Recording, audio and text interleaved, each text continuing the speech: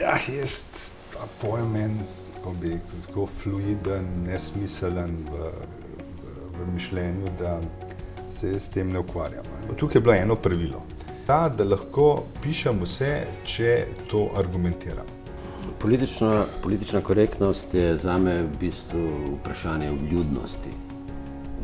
Mislim, da o tem danes preveč govorimo in delamo iz tega po nepotrebnem problem. Ta stroga ločitev, uporaba pojma romsko je potem delovalo tako, da je šlo za preganjanje drugih.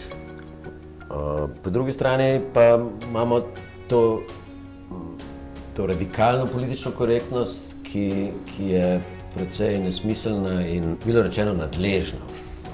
Problem tega lahnega uporabe jezika je, da se potem o tem sploh ne razmišlja, ampak deluje kot etiketa. No, to s to prepovedi Božiča in tega, to je larifari, mislim, to.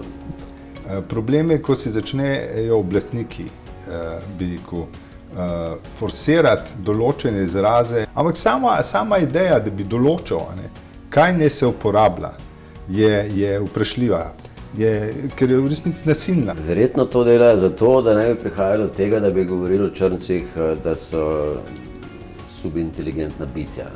Verjetno zato, da bi ljudi senzibilizirali za to, da smo kao vsi enaki, če smo ali nismo. Ko postaviš ti politično korektnost in taki nekako določi, kaj je primerno ali ne, s tem pridobi malo moralne nadvlade nad nasprotniki, ki to uporabljajo.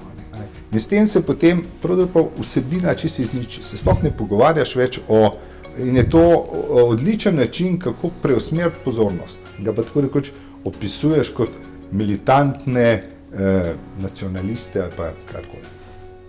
Skratka, no, kar zmur je, mislim, pa ne samo to, da je militanten, še bedak za nameček.